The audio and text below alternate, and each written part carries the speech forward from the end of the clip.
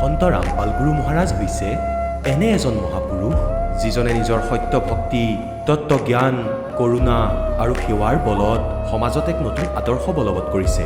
সন্ত ৰামপাল গুৰু মহাৰাজৰ নেতৃত্বত তেওঁৰ সকলো সৎলোক আশ্ৰমে কৰা বিস্ময়কৰ সমাজ কল্যাণমূলক কামে সমাজখনক সোণালী ভৱিষ্যতৰ এক নতুন আশা দেখুৱাইছে।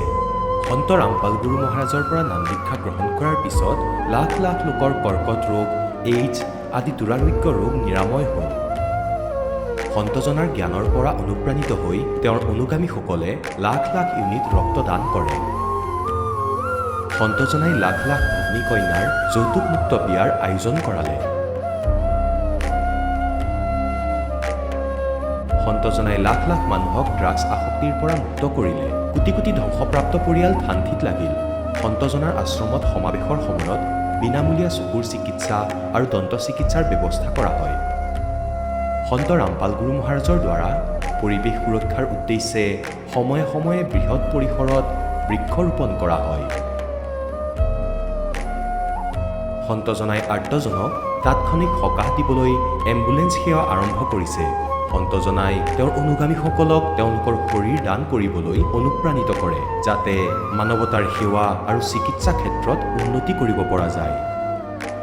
সন্ত ৰামপাল গুৰু মহাৰাজৰ সকলো আশ্ৰমত প্ৰতিদিনে বিনামূলীয়া ধৰ্মভোজৰ আয়োজন কৰা হয়, য'ত প্ৰতিবাৰেই প্ৰতিটো জাতি, প্ৰতিটো ধৰ্মৰ মানুহে একেলগে বহি ভোজন কৰে।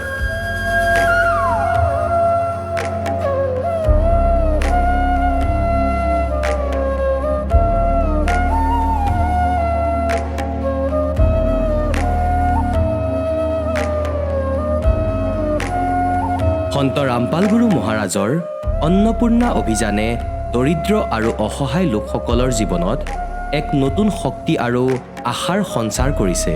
ঘৰে ঘৰে খাদ্য সামগ্ৰী আৰু প্ৰয়োজনীয় সাহায্য প্ৰদান কৰি সন্ত ৰামপাল গুৰু মহাৰাজে মানুহক দুখ আৰু অসহায় অৱস্থাৰ সৈতে যুঁজিবলৈ শক্তি প্ৰদান কৰিছে।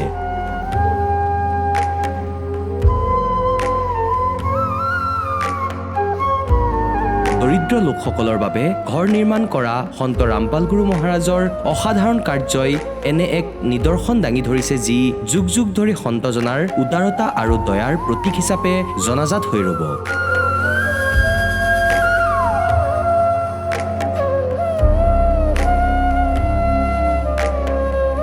সন্ত ৰামপাল গুৰু মহাৰাজৰ আশ্ৰমত সহস্ৰাধিক বৃদ্ধ বৃদ্ধাই শ্ৰদ্ধা আৰু মৰমেৰে জীৱন যাপন কৰাৰ সুযোগ পায়। তেওঁলোকৰ থকা খোৱাৰ আৰু স্বাস্থ্যৰ সম্পূৰ্ণ দায়িত্ব সন্ত ৰামপাল গুৰু মহাৰাজে বহন কৰে। অনাথ শিশুৰ বাবে সন্ত ৰামপাল গুৰু মহাৰাজৰ সকলো আশ্ৰম বিশেষ বৰদানতকৈ কম নহয়, য'ত তেওঁলোকক শিক্ষা, সংস্কাৰ আৰু ভৱিষ্যতৰ বাবে উন্নত সুবিধা প্ৰদান কৰা হয়। বানপানী, ভূঁইকঁপ বা মহামাৰী যিয়েই নহওক, সন্ত ৰামপাল গুৰু মহাৰাজ আৰু তেওঁৰ অনুগামীসকল সদায় আৰ্তজনৰ বাবে আগৰণুৱা হৈ থাকে। ক'ভিড মহামাৰীৰ সময়ত সন্ত ৰামপাল গুৰু মহাৰাজৰ আশ্ৰমৰ পৰা কোটি কোটি লোকক খাদ্য, ঔষধ আৰু জীৱন ৰক্ষক সামগ্ৰী যোগান ধৰা হৈছিল। দুখীয়াক সকাহ কৰাই হওক বা যিকোনো শোষিত বা নিপীড়িত শ্ৰেণীৰ অধিকাৰ আৰু মৰ্যাদাৰ বাবে যুঁজ দিয়াই হওক, সন্ত ৰামপাল গুৰু মহাৰাজে সদায় তেওঁলোকৰ সকলো ন্যায্য দাবী চৰকাৰৰ ওচৰলৈ লৈ গৈছে আৰু তেওঁলোকক উপযুক্ত ন্যায় প্ৰদানৰ ক্ষেত্ৰত গুৰুত্বপূৰ্ণ ভূমিকা পালন কৰি আহিছে। সমাজত আধ্যাত্মিক আৰু সামাজিক মূল্যবোধৰ প্ৰতি সজাগতা অনাৰ প্ৰতিটো পদক্ষেপতে সন্ত ৰামপাল গুৰু মহাৰাজ মানৱতাৰ প্ৰকৃত সেৱক হিচাপে প্ৰমাণিত হৈছে। সন্ত ৰামপাল গুৰু মহাৰাজৰ জীৱনে আমাক শিকাইছে যে প্ৰকৃত সেৱা সেইটোহে যিটো নিস্বাৰ্থভাৱে কৰা হয়। আহক আমিও এই মহান সন্তজনৰ এই মহান সেৱাৰ কামত যোগ দিওঁ আৰু সন্ত ৰামপাল গুৰু মহাৰাজৰ পৰা নাম দীক্ষা লৈ আমাৰ জীৱন ধন্য কৰি তোলোঁ।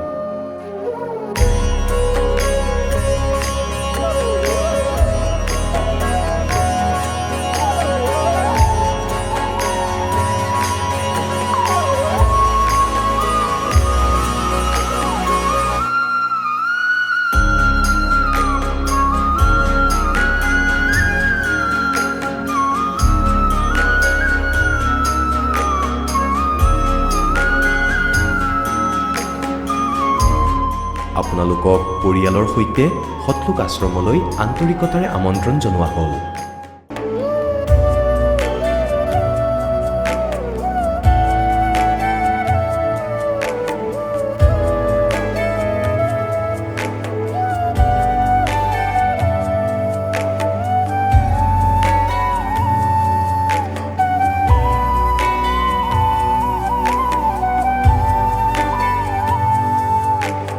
পূৰ্ণ পৰমাত্মাই আনকি পাপৰ শাস্তিও আঁতৰাব পাৰে।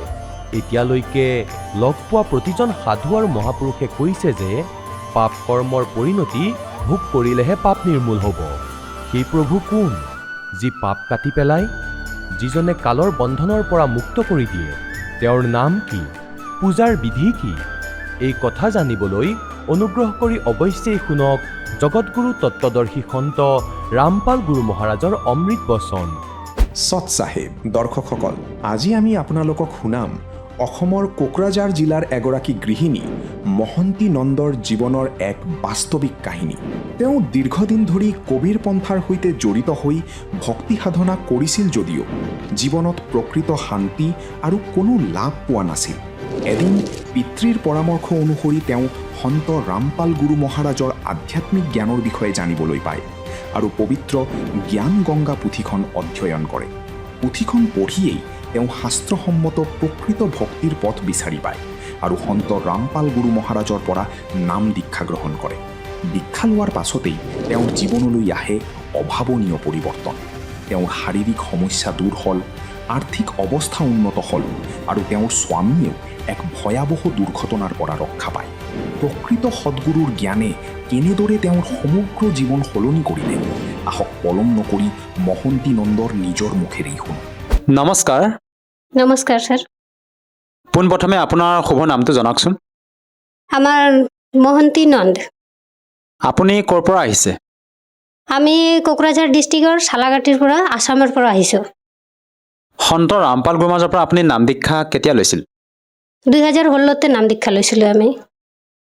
তেখেতৰ পৰা নাম দীক্ষা লোৱাৰ আগতে আপুনি পৰম্পৰাগতভাৱে কিবা ভক্তি সাধনা কৰিছিলনে? হয়, আমি কবিৰপন্থী আছিলোঁ।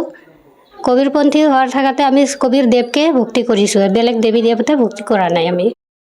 আৰু পূৰ্বতে যি সাধনা আপুনি কৰিলে, গুৰু ধাৰণ কৰি কৰিছিলনে আপুনি? গুৰু ধাৰণ কৰিও কৰিছোঁ আমি। আপুনি যিহেতু কবিৰপন্থী আছিলে, কবিৰ পন্থত থাকি আপুনি গুৰু ধাৰণ কৰি ভক্তি সাধনা কৰি আছিলে, তেনে ক্ষেত্ৰত আপুনি সন্ত ৰামপাল গুৰু মহাৰাজখনলৈ কিয় আহিব লগা হ'ল? ৰামপালজী মহাৰাজ যেতিয়া 2014 চনতে কাণ্ড হৈছে, বৰবালা কাণ্ড, তেতিয়া আমি বেলেগ সাধনা কৰি আছিলোঁ। আমাৰ দেউতাবিলাক নাম দীক্ষা লোৱা আছিল।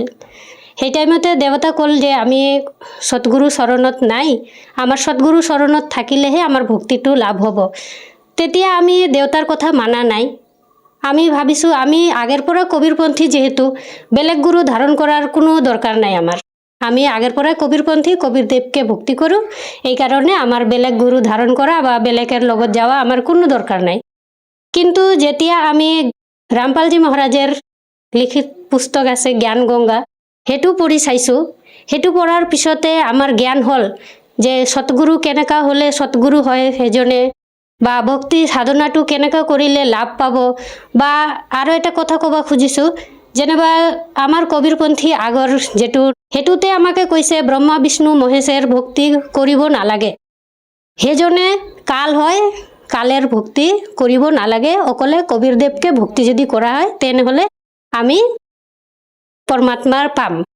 তো আমি আৰু এইটো নাজানো, কিন্তু মনত এটা প্ৰশ্ন আহিছে যে যদি ব্ৰহ্মা বিষ্ণু মহেশ একো নহয়, তেনেহ'লে গোটেইখিনি মানুহ কিয় ভক্তি কৰি আছে আৰু আমি কিয় কবিৰ ভগৱানকে মানি আছোঁ?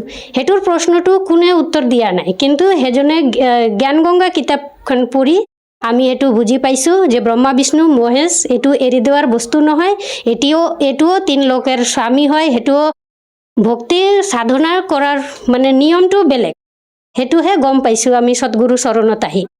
পিছত আপুনি নাম দীক্ষা কেনেকৈ ল'লে আপুনি?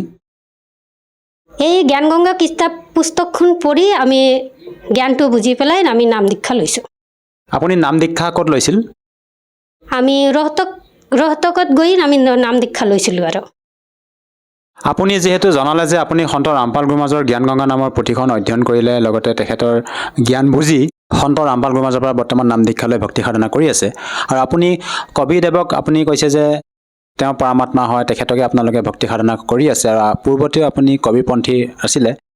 বৰ্তমান আপুনি যিহেতু ব্ৰহ্মা বিষ্ণু মহেশক আমাৰ সমাজৰ যিসকল শ্ৰদ্ধালু গুৰু আছে তেওঁলোকে আমাক অজৰম বুলি ভক্তি সাধনা দি আহিছে। আপুনি ব্যক্ত কৰিলে যে কবিদেৱে পৰমাত্মা হয়, সেই জ্ঞানটো আপুনি সন্ত ৰামপাল গুৰু মহাৰাজৰ পৰা প্ৰাপ্ত কৰিলে। এই কথাষাৰ কেনেকৈ প্ৰমাণ কৰি দেখুৱাব আপুনি? আমি আগেৰ পৰা সন্ত ৰামপালজী মহাৰাজৰ ভক্তি নাথাকাৰ আগতেও আমি ব্ৰহ্মা বিষ্ণু মহেশকে গোটেইখিনি মানুহ ভক্তি কৰিছে, সাধনা কৰিছে।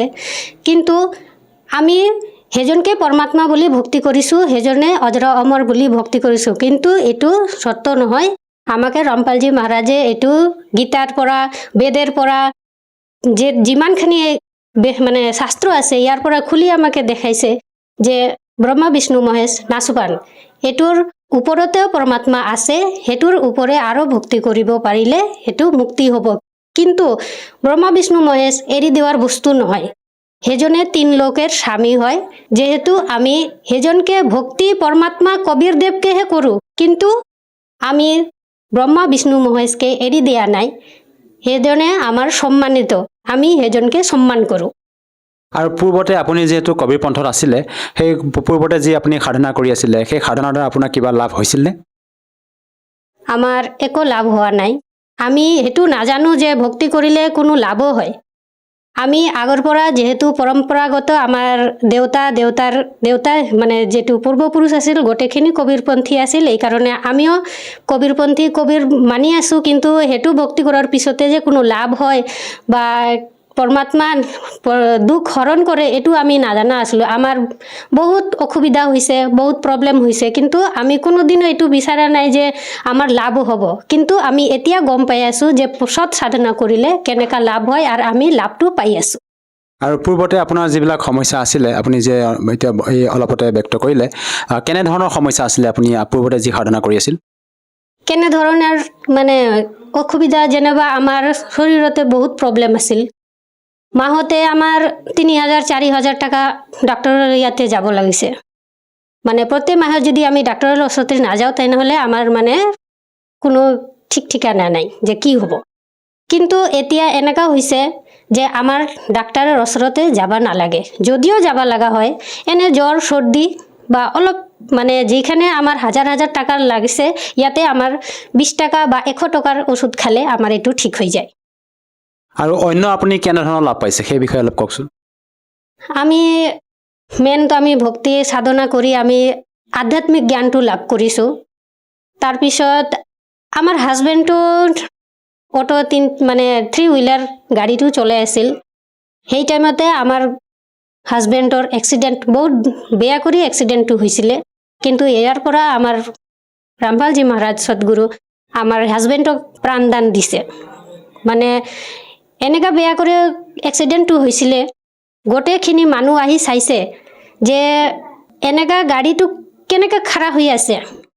ইমান বেয়া কৰি এক্সিডেণ্ট হোৱাৰ পিছতেও না একটা পেচেঞ্জাৰত কিবা ক্ষতি হৈছে, না ড্ৰাইভাৰৰ ক্ষতি হৈছে, আৰু না সি গাড়ীটোৰে ক্ষতি হৈছে। আমি বহুত ডাঙৰ লাভ পাইছোঁ। আৰু তেখেতৰ যিটো দুৰ্ঘটনা হৈছিলে, ক'ত হৈছিল? বঙাইগাঁও আৰু কোকৰাঝাৰৰ মাজত এইটো জাগা আছে, সেই জাগাটো হৈছে, আৰু এই জাগাতে পুখুৰী আছে। এই পুখুৰীতে মানে এনেকা বেয়া কৰে গাড়ীটো এক্সিডেণ্ট হোৱাৰ মানে তলতে যোৱা নাই, কিন্তু গাড়ীটো এনেকাভাৱে খাৰা হৈ আছিল যে গোটেইখিনি মানুহ আহি চায়ে কৈছে যে এইটো কোনো চমৎকাৰ হৈছে। নহ'লে এনেকা এক্সিডেণ্ট 3 হুইলাৰ গাড়ী এনেকা 2টা চাকা যেহেতু তলত আছিল, এটা চাকা দিয়ে গাড়ীটো থিয় হৈ আছিল। সেইকাৰণে গোটেইখিনি মানুহ কৈছে এইটো কোনো পৰমাত্মাৰে এইটো চমৎকাৰ, নহ'লে এনেকা গাড়ী 3 হুইলাৰ এনেকা কোনোদিন থিয় হৈ নাথাকে। গাড়ীখনত কিবা যাত্ৰী কিমানজনমান আছিল? 3 জন যাত্ৰী আছিল, আৰু আমাৰ হাজবেণ্ডটো আছিলে। আৰু যাত্ৰীসকলৰ কোনো ক্ষয় ক্ষতি হোৱা নাছিল? নাই, কোনো যাত্ৰীসকলৰ কোনো ক্ষয় ক্ষতি হোৱা নাই, প্লাছ আমাৰ হাজবেণ্ডৰ কোনো হোৱা নাই। আৰু ইমান চমৎকাৰ আমাৰ গাড়ীটো এক জেগাতে কোনো মানুহ ক'ব নোৱাৰে যে এইটো এক্সিডেণ্ট হৈছে বুলি। সঁচাকৈ আচৰিত কথা। আধুনিকতা এই যুগত আপুনি এজন সন্তৰ পৰা নাম দীক্ষা লোৱাৰ পিছতে আপোনাৰ মানুহজনৰ যি গাড়ী দুৰ্ঘটনা হৈছিলে তাৰ পৰা মানে ৰক্ষা পাইছে, মানে জীৱন দান পালে তেখেতে। আৰু এনেকুৱা কেনেকুৱা সম্ভৱ যে এজন সন্তৰ পৰা নাম দীক্ষা লৈ আপোনালোকে এনেধৰণৰ লাভ পাইছে? সেইটো সত সাধনাৰ প্ৰভাৱৰ কাৰণে এইটো হৈ আছে। আৰু মেইন সতগুৰু চৰণত আহি আমি পৰমাত্মাৰ ভক্তি কৰি আছোঁ, এইকাৰণে আমি গোটেইখিনি লাভটো পাই আছোঁ। আৰু এটা লাভটো ক'ব খুজি আছোঁ আমি যে আমাৰ আৰ্থিক অৱস্থাটো এনেকুৱা ভাল নহয়, কিন্তু পৰমাত্মাৰ কৃপা দি কোনো জাগাতে আমি বাধাতে পৰা নাই। যিমানখান আমাৰ লাগে যেটো পৰিবাৰ চলাৰ কাৰণে ব্যৱস্থা এগুলো গোটেইখিনি আমাৰ হৈ আছে। মানুহবিলাক সুধি থাকে যে আপোনাৰ হাজবেণ্ডটো ইমান ভাল কাম নকৰে, তথাপি আপুনি আপোনাৰ ডাঙৰ ছোৱালীটোকো ইংলিছ মিডিয়াম স্কুলত পঢ়াইছে, কেনেকৈ পঢ়ি আছে বা আপোনাৰ কোনো অসুবিধা নহয় নেকি? আমি এটা মানুহ এনেকৈ সুধিছে আপোনাৰ কি লটাৰী লাগিছে নেকি, এনেকাও সুধিছে। কিন্তু আসলে এইটো লটাৰীৰ নহয়, এইটো পৰমাত্মাৰ আশীৰ্বাদৰ কাৰণে এইটো হৈ আছে। আৰু যিকোনো মানুহ যদি সৎ সাধনা কৰে সৎগুৰু চৰণত আহি সেইজনে এনেকাই লাভ পাব আমাৰ নিচিনা। আৰু আপুনি অসমৰ নিবাসী, সেই হিচাপে আপুনি হয়তো আমাৰ অসমৰ বিভিন্ন শ্ৰদ্ধালুৰ কাষলৈ গৈ ভক্তি সাধনা কৰিব পাৰিলে হয়। আপুনি সন্ত ৰামপাল গুৰু মহাৰাজকে যে গুৰু হিচাপে ধাৰণ কৰিলে, এই ক্ষেত্ৰত আপুনি কি ক'ব বিচাৰে? আমি সেইটো ক'ব বিচাৰিছোঁ যে সৎগুৰু এক টাইমৰ মাজতে এটাই সৎগুৰু থাকে। আৰ সৎগুৰুৰ পৰিচয়টো আমি জ্ঞানগংগা কিতাপখন পঢ়ি সৎগুৰুৰ পৰিচয় কেনেকা হয় এইটো গম পাইছোঁ। আৰু আমি সৎগুৰুৰ চৰণত আহিছোঁ। এতিয়া বৰ্তমান কলিযুগ বিজলী পিঢ়িৰ সময়তে रामपाल जी महाराजे सतगुरु रूपते आहिसे। आर कबीर साहेबो কৈছে अक्षर पुरुष एक पेड़ है निरंजन वाकी डार तीनों देवा शाखा है भाई पात रूप संसार। एटुर যদি গীতার মধ্যে গীতার 15 অধ্যায়ের 1 নম্বৰ শ্লোকতে আছে এইটো বিভ্ৰান্ত। যদি এইটোৰ বিভ্ৰান্তটো যেটো গটিখিনি ভাল কৰি বুজাই দিব পাৰে হেজনে সতগুৰু হয়। কবিৰ পৰমাত্মা সতগুৰু আছিলে। আৰ এতিয়া ৰামপালজি মহাৰাজ এটো বিভিন্ন পাৰ্টগুলি বিস্তাৰিতভাৱে বুলি বুঝাইছে। আমি এই কাৰণে সৎগুৰু শৰণত আহি আমি ভক্তি কৰি আছো গীতাৰ অনুসাৰে। আৰু আপোনালোকৰ গুৰু সন্ত ৰামপাল গুৰু মহাৰাজৰ সমাজখনত কেনে ধৰণৰ অৱদান আগবঢ়াইছে সেই সম্পৰ্কে অলপ জনাওকচোন আমাক। ৰামপালজি মহাৰাজে আমাৰ সমাজত কুৰীতি বিলাক দূৰ কৰিছে। যেনেবা মানুহবিলাক আজিকালি ল'ৰা ছোৱালীবিলাক মদ খায়, বিচাৰ কৰি থাকে, ঘৰৰ কথাবিলাক নুশুনে, এনেকা ল'ৰা ছোৱালীবিলাক বহুত ঠিক হৈছে। যিহেতু আজি আপুনি আমাৰ এই দৰ্শকসকলৰ সন্মুখত আপোনাৰ অনুভৱ ব্যক্ত কৰিলে যে সন্ত ৰামপাল মহাৰাজৰ পৰা নাম দীক্ষা লোৱাৰ পিছতে আপুনি শাৰীৰিকভাৱে হওক বা আৰ্থিকভাৱে হওক আপুনি বিভিন্ন প্ৰকাৰে লাভ পালে। যিসকল দৰ্শকে আজি আপোনাক এই টিভি স্ক্ৰীণত চাই আছে, আপুনি তেওঁলোকক কি বাৰ্তা দিব বিচাৰে যাতে তেওঁলোকেও নাম দীক্ষা লৈ আপোনাৰ দৰে লাভ প্ৰাপ্তি কৰিব পাৰে? আমি ভক্তি গোটেইখিনি মানুহ কৰি আছোঁ, গোটেই সমাজৰ মানুহ ভক্তি কৰি আছে। কিন্তু ভক্তি কৰাৰ সত্ত্বেও আমাৰ কোনো সুধাৰ নাই। নিচা বস্তু খায়, স্ত্ৰীবিলাক নিৰ্যাতন হয় বা ভ্ৰূণ হত্যা হয় বা বহুত এনেকা আছে যেটো কোৱা নাযায়। এইটো বহুত সমাজত কুপ্ৰথা চলি আছে। আমি সন্ত ৰামপালজি মহাৰাজৰ নাম দীক্ষা লৈ আমি এইবিলাক আজি মুক্তি পাইছোঁ যে আমাৰ যোনে ভক্তি কৰে সেইজনে কোনো মানুহে নেশা নাখায়। সমাজত চলি থকা যৌতুক প্ৰথাবিলাক দূৰ হৈছে আৰু কুসংস্কাৰবিলাক অন্ধবিশ্বাসবিলাক এইবিলাক দূৰ হৈছে। কিয়নো গোটেইখিনি মানুহ শাস্ত্ৰ চাই ভক্তিটো কৰি আছে। গতিকে আমি গোটেই সমাজখিনিকে প্ৰাৰ্থনা কৰিব খুজি আছোঁ যে মই যেটো লাভ পাইছোঁ গোটেইখিনি সমাজ সকলে মানুহ এই লাভটো পাওক। আর এইটো সম্ভৱ হ'ব সৎগুৰু চৰণত আহি যদি ভক্তি কৰা হয়। শাস্ত্ৰ অনুকূল ভক্তি কৰি থাকিলে গোটেইখিনি লাভটো পাব। আৰু আমি আৰু কবিৰপন্থী মানুহ যেবিলাক আগৰ পৰা কবিৰপন্থী আছে এইবিলাৰ লগত বিশেষ কৰি ৰিকুৱেষ্ট কৰিব খুজি আছোঁ যে আমি পৰমাত্মা কবিৰদেৱকে ভক্তি কৰি আছোঁ বুলি আপুনি অহংকাৰ নকৰিব যে আমি কিয় সৎগুৰু চৰণত বেলেগৰ লগত যাব লাগে। সেইটো নহয়। আমি আগতে সৎগুৰুক তালাশ কৰি আছিলোঁ যে আমি পৰমাত্মা পাম বুলি, কিন্তু আচলতে সেইটো সৎগুৰু নাছিলে। আমি নকলি গুৰুৰ জালতে পঢ়িছোঁ আৰু আমাৰ ভক্তিটো সফল হোৱা নাই। আৰু এতিয়া সন্ত ৰামপালজি মহাৰাজ সৎগুৰু আহি আমাকে জ্ঞানটো বুজাই আছে। আৰু আপুনি সকলে জ্ঞানগংগা পুস্তক বা জীৱনৰ সুগম পথ কিতাপখিনি আছে বা ছ'চিয়েল মিডিয়া প্লেটফৰ্মত সন্ত ৰামপালজি মহাৰাজৰ কিবাটো চাৰ্চ কৰিলে গোটেইখিনি সৎসংগবিলাক আহি যাব। আপোনালোকে সৎসংগটো চাই লওক বা কিতাপখিনি পঢ়ি বুজি সৎগুৰু কেনেকা হয় এইটো কি মানে বিচাৰি আপুনি সৎগুৰু চৰণত আহি ভক্তি কৰক। আপুনিও আমাৰ নিচিনা যেবিলাক লাভ পাইছোঁ আপুনিও পাব। যদি কোনো লোকে তেখেতৰ পৰা নাম দীক্ষা ল'ব বিচাৰে কেনেকৈ ল'ব পাৰিব? আপুনি যেতিয়া সৎসংগটো শুনিব বা কিতাপখন পঢ়িব ইয়াৰ তলত নাম্বাৰখিনি আছে। SMS কৰিব বা ফোন কৰিলে আপুনি যে জিলাতে থাকে বা যে ডিষ্ট্ৰিক্টত থাকে সেইটোত ফোন কৰিলে আপুনি আপোনাৰ ডিষ্ট্ৰিক্টৰ যিখিনি নামদান চেণ্টাৰ আছে সেইটোৰ লগত সম্পৰ্ক কৰিব পাৰিব আৰু আপুনি নাম দীক্ষা ল'ব পাৰে। বহুত বহুত ধন্যবাদ থাকিল। সৎ চাহেব। দৰ্শকসকল, আপোনালোকে শুনিলে সন্ত ৰামপাল গুৰু মহাৰাজৰ পৰা নাম দীক্ষা প্ৰাপ্ত কৰি সুখী হোৱা ভকতৰ অনুভৱ। এতিয়া চাওক জগতগুৰু তত্ত্বদৰ্শী সন্ত ৰামপাল গুৰু মহাৰাজৰ মংগল প্ৰবচন। এতিয়া কি ক'লে? ৰামানন্দদেৱ বহুত দুখত পৰিল। ক'ব ধৰিলে সি মিছলীয়া, মই কোনো শিপিনীৰ পুত্ৰক নাম দীক্ষা দিয়া নাই, লৈ আহা তাক ধৰি। তেতিয়া বিবেকানন্দই ৭-৮জন লাঠি লোৱা মানুহ লৈ গ'ল, বদমাছ গুণ্ডাক, আৰু গৈ পালে তাত শিপিনীৰ কলনীত। তাত গৈ সুধিব ধৰিলে, ইয়াৰে নিৰু নামৰ মানুহজনৰ জুপুৰি কোনটো হয়?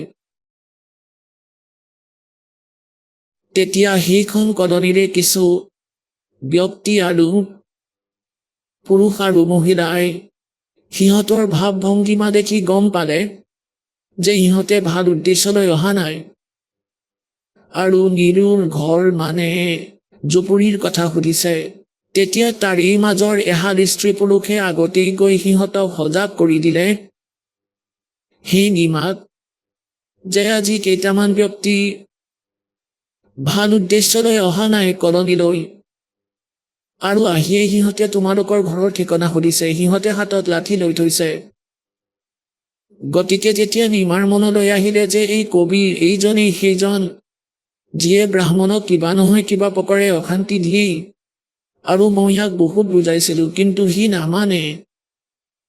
পৰমাত্মাটো ৰাতিপুৱা শুই আছিলে, সিহঁত ৰাতিপুৱাই গৈ পাইছে।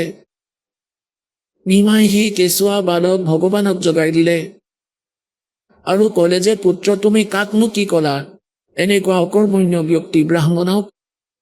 এজন ব্ৰাহ্মণো লগত আহিছে, গতিকে পুত্ৰ এটা কাম কৰা, জুপুৰিৰ পাছফালে লুকোৱা, মই তোমাৰ গাৰ ওপৰত পুৰণা ফটা চিটা কাপোৰ থৈ দিম, তুমি মুখেৰে মাত নেমাতিবা পুত্ৰ।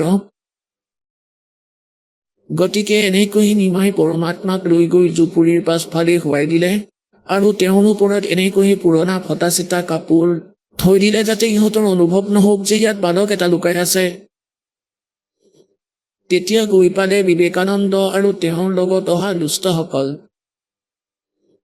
আৰু ক'ব ধৰিলে তোমাৰ পুত্ৰ ক'ত আছে, তাক বাহিৰলৈ উলিওৱা। তেতিয়া হাত জোৰ কৰি নিমাই ক'ব ধৰিলে, মোৰ সন্তানটোৱে কিবা ভুল কৰিলে নেকি, দুষ্টামি কৰিলে নেকি? মই তাক ধমক দিম, চিন্তা কৰিব নালাগে, আগলৈ নকৰে দিয়ক ব্ৰাহ্মণ। কিন্তু নামানিলে, ক'লে বাহিৰলৈ উলিয়াই দিয়া, গুৰুদেৱৰ ওচৰলৈ লৈ যাম, তাতে তাক শাস্তি দিয়াম। তেওঁ মানা কৰি থাকিলে। ভিতৰলৈ সোমাই গ'ল সেই বদমাছকেইটা, আৰু সি বিবেকানন্দৰ আদেশ অনুসৰি গ'ল ধৰিবলৈ। জুপুৰিৰ ভিতৰলৈ যোৱাত তাত বিচনা এখন আছিল, সেইখন ওলোটাই দিলে, সকলোবোৰ দণ্ড ভণ্ড কৰি দিলে, আৰু মাকে কাকুতি কৰিব ধৰিলে যে মোৰ সন্তানে কি ভুল কৰিলে, মই তাক বুজাই দিম। পৰমাত্মাই ভাবিলে ইহঁতে মোৰ মাক অশান্তি দিব। জুপুৰিৰ বাহিৰৰ পৰা মাত লগালে, সকলোবোৰ কাপোৰ আঁতৰাই থিয় হ'ল, আৰু ক'লে বিবেকানন্দ, হে পণ্ডিত, মই জুপুৰিৰ পাছফালে থিয় হৈ আছো। তেতিয়া সিহঁতে দৌৰি গ'ল আৰু পৰমাত্মাক ধৰি আনিলে হাতত ধৰি। এতিয়া মাকৰ মমতা আছিলে, কিয়নো সন্তানটো সৰুৰ পৰাই লগত আছিল, সৰু থাকোঁতেই তেওঁক উঠাই আনিছিল, তেওঁৰ প্ৰতি মোহ আহিছিলে। সন্তানটোক এৰুৱাবলৈ দুখন হাতেৰে খামুচি ধৰিলে, আৰু ল'ৰাটোক বুকুত সাৱটি ক'ব ধৰিলে, মোৰ সন্তানটোক এৰি দিয়া তোমালোকে। সি বদমাছকেইটাই লাঠিৰে কোবালে মাকৰ হাতত। যেতিয়া কোবাই কোবাই অচেতন কৰি দিলে, তেতিয়াহে হাত দুখন এৰিলে। এই হৈ হাল্লা শুনা পাই নিৰু দৌৰি আহিলে। তেওঁ ল'ৰাটোক এৰুৱাবলৈ আৰু কাৰণ জানিবলৈ চেষ্টা কৰিলে, তেওঁকো পিটিলে আৰু জোৰ কৰি লৈ গ'ল। যেনেদৰে আপোনালোকে সচিত্ৰ মতা টাইপ দেৱী ভাগৱত, দেৱী পুৰাণৰ আপোনালোকে ৬ষ্ঠ স্কন্ধ ৪১৪ নম্বৰ পৃষ্ঠাত কৈছোঁ, ব্যাসদেৱে কৈছে জন্মেজয় যে হে ৰাজন, যাক সত্যযুগ ত্ৰেতা আৰু দ্বাপৰত ৰাক্ষস বুলি মনা হৈছিলে, সিহঁত কলিযুগৰ ব্ৰাহ্মণ। তেওঁলোক কলিযুগৰ ব্ৰাহ্মণ, এওঁলোকৰ দয়া নামৰ বস্তু নাই। জ্ঞান নাই এওঁলোকৰ, মিছা কথা কোৱা, ছল কপট কৰাটো এওঁলোকৰ মূল উদ্দেশ্য। এয়া সিহঁতে প্ৰমাণিত কৰিলে। কিছু সময়ৰ পিছত তেওঁলোকৰ চেতনা আহিল। কলনীৰ মানুহে উঠাই তেওঁলোকক ঘৰৰ ভিতৰলৈ নিলে। দুয়োজনে বিষতে কেঁকাই আছিলে, সন্তানটোৰ বাবে কান্দি আছিলে, কবিৰ কবিৰকৈ মাতি আছিল। সেইফালে পৰমাত্মাক লৈ গৈ ৰামানন্দদেৱক জুপুৰিৰ সন্মুখত থিয় কৰাই দিলে। আৰু তাত বহুত শ্ৰোতা একত্ৰিত হ'ল, দৰ্শক আহিছিলে। কাৰণ বিবেকানন্দই নিজৰ সন্মান অটুট ৰাখিবলগীয়া আছিলে। আৰু এইটো সিদ্ধ কৰিব বিচাৰিছিল যে তেওঁ মিছলীয়া। তেওঁ মিছা কৈছে যে তেওঁ স্বামী ৰামানন্দদেৱৰ পৰা দীক্ষা লৈছে। বিষয়টো সলনি হৈ গৈছে। ৰামানন্দদেৱেতো কৈছিলে ৰাতিপুৱা লৈ আহিবলৈ, তেওঁ অপেক্ষাত আছিলে। ৰামানন্দদেৱে নিজৰ জুপুৰিৰ কুটিৰটোৰ সন্মুখত এখন পৰ্দা আঁৰি থৈছিল। জুপুৰিৰ ভিতৰত বহি আছিল ৰামানন্দদেৱ। এতিয়ালৈকে তেওঁ নিজৰ ভক্তি সাধনা প্ৰতিদিনে ৰাতিপুৱা যি নিত্য নিয়ম কৰিছিলে কৰা নাছিলে। আৰু যেতিয়া বিবেকানন্দদেৱে গৈ মাত লগালে যে গুৰুদেৱ, এয়া নিৰুৰ পুত্ৰ আহিছে, সেই মিছলীয়া ঠগবাজ ব্যক্তিজন আহিল। এতিয়া ৰামানন্দদেৱে সুধিছে, তুমি কোন হয়, ক'ৰ পৰা আহিছা, তোমাৰ নাম কি? মোক কোৱা। এতিয়া কি কৈছে পৰমাত্মাই? ৰামানন্দদেৱে ক'লে। এতিয়া গৰীবদাসদেৱে নিজৰ অমৃতবাণীত চিত্ৰাংকন কৰিছে, যেনেকৈ তুলসীদাসদেৱে ৰামায়ণক নিজৰ মধুৰ বচনেৰে যেনেকৈ লিপিবদ্ধ কৰিছে, তেনেকৈ পৰমেশ্বৰৰ সৈতে পৰিচিত হৈ আদৰণীয় গৰীবদাস চাহেবদেৱে পৰমাত্মাৰ এই জ্ঞানক, পৰমাত্মাৰ এই লীলাক কেনেকৈ চিত্ৰাৰ্থ কৰিছে শুনিব। आडा पर्दा लाए कर रामानंद बूझनते, दास गरीब कुलंग छवि वो अदर ढाक को दंते। গৰীবদাসদেৱে কৈছে, পৰ্দা এখন লগাই নিজৰ জুপুৰিৰ কুটিৰৰ গেটত পৰ্দা এখন আঁৰি জুপুৰিৰ ভিতৰৰ পৰা কথা পাতি আছে বাহিৰত থিয় হোৱা কবিৰ পৰমাত্মাৰ সৈতে। এইটো দেখুৱাবলৈ যে মই নাম দীক্ষা দিয়াটো বহুত দূৰৰ কথা। মই এই শিপিনীবোৰৰ মুখো নেচাওঁ ৰাতিপুৱাই পুৱাই। মই ইহঁতক মোৰ কাপোৰো টাচ কৰিবলৈ নিদিওঁ। এইটো শ্ব' কৰিবলৈ, সিদ্ধ কৰিবলৈ, এইটো দেখুৱাবলৈ পৰমাত্মাটো বাহিৰত থিয় হৈ আছে। জুপুৰিৰ পৰা ৰামানন্দদেৱ জুপুৰিৰ ভিতৰত আছে, মাজত পৰ্দা আছে। এতিয়া প্ৰশ্ন উত্তৰ চলি আছে ভগৱান আৰু সেই আত্মাজনৰ মাজত। পৰমাত্মা আৰু আত্মাৰ মাজত কেনেদৰে চৰ্চা হয়, কবিৰ পৰমাত্মাৰ সৈতে সেই তুচ্ছ জীৱই ৰামানন্দদেৱে কেনেদৰে ব্যৱহাৰ কৰিছে বিনা জ্ঞানেৰে। আৰু যেতিয়া জ্ঞান হ'ব, তেতিয়া চাব তেওঁ 104 বছৰীয়া বৃদ্ধজনৰ কেনেকুৱা স্থিতি হ'ব সেই পৰম পিতাৰ সন্মুখত। গৰীবদাস চাহেবদেৱে কৈছে,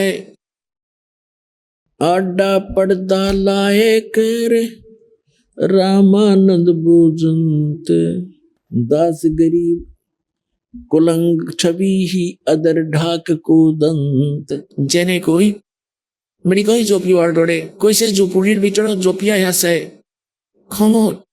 আৰু বাহিৰৰ মানুহে সেই শব্দ জোৰ জোৰকৈ শুনিছে, ভৰিৰ শব্দ আৰু মুখৰ কথা যি তেওঁ তিতা বচন কৈছিলে। গৰীবদাসদেৱে কৈছে এনেকৈ জঁপিয়াইছিল যেন মৃগহে জঁপিয়াইছে, ভৰি মাৰি আছিল।